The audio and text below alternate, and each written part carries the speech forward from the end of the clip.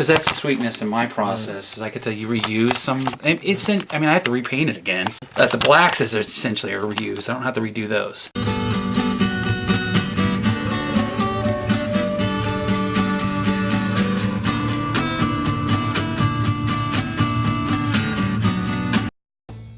Basically, I've been doing art my whole entire life, but my father is an oil painter. I always say was, but I mean he was the artist in our family, and I grew up playing guitar and since like 4th grade. I played in rock bands and all that stuff. I mean I painted and I had all public art school, all art classes through. I mean it was I aced them all or whatever. But so I painted.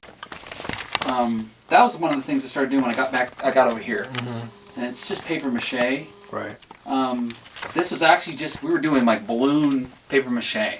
Like, you know, you do standard craft stuff. And I started making this leg out of I'm like, ooh, that could be a leg, you know? So I started forming it on. They were like, my wife and her friend were just like, really? We're doing balloons here, you know, whatever. And I popped the balloon and started forming it into like, and then I grew it, some more sculpture, and then set up a whole thing, got my stained glass set up here again. But my wife was like, there's this place you can do ceramics, you know? And I was like, okay, fun, you know. So we went to Westland Mall, started doing ceramics, so then I got obsessed with that. So and after we got like 20 pieces of ceramics, it's like, okay, I got a ton of ceramics. Right. But I really liked the way it was coming out. And every once in a while I'll go back and do one or something. It's kind of expensive, but it's an expensive hobby, especially because that place was like the best deal. The rest of the places, like in Dublin, they're kind of expensive. Anyway, so I basically just was glazing a lot. So I really started thinking, man, I really want to start painting. I just have this desire to paint. So I just bought some stuff at Michael's. That's why I have 300 canvases that are 16 by 20 size. Because you can get a good deal on the canvas. And I would just paint all the time. And then I started going some acrylic and then to oils. Because the oils are really shiny. And then I went back to acrylic again, and just whatever you feel like doing. And then I even run out of canvases all the time. Because like this abstract piece here, that's in that rack right there. That's a little bit different in the process, but basically I just wanted to paint all the time. That's all I wanted to do. So I would work on that constantly, and I got to where within like the first year of painting, I worked the courage to get some large canvases. A couple times we got some deals on it. But anyway, that's basically what happened. I just started messing with glazes. I wanted to experiment, and this goes along with one of my principles as an artist, as a person. Maybe not personally, because I like some stuff. Some staple stuff stays the same. It's always been the same for me or whatever. But I think as far as art, it's kind of like, instead of getting to a spot, a destination, an evolution.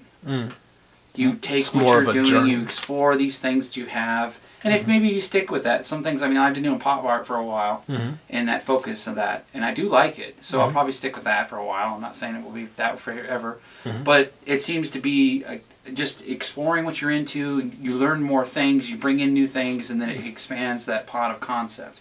So evolution, to me, is kind of like, I mean, not Darwinian evolution. I'm talking, some people, Darwinian, I heard this before. No, like a personal advancement and evolution, as far as I'm messing with this and I'll bring these in, and it expands ideas and expands your horizons. Great. You know, at the beginning of the year I had 2 one-man shows for multiple months, plus the other shows every month. And in January I made like 50 pieces in January.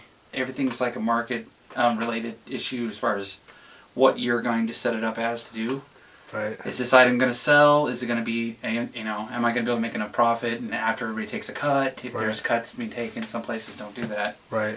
To be able to survive and make more, and maybe you don't have that many shows. Maybe that's the trade-off. Right. I don't like that though. That's not very exciting to me. A low infrastructure. So maybe you just have, you know, you're making enough money. Hopefully you're making enough money. Very few artists make a lot of money off art. I mean, top echelon maybe. But to do that, probably have less infrastructure. You don't have like maybe a small place you live at, or difficult to have I think a wife and kids. It seems to me that's real hard to do, to live off. I mean, I make a good amount of sales, and most of the art money just goes back into the art, making more shows. Most of these ones you see where it's this collage arrangement of the individual components. You know, it's like, I just like making the art necessarily. It doesn't all about marketing, like what's going to all sell. And but anyway, that's difficult to do as far as being full-time artist unless you just have like literally no bills and you save every cent you got. And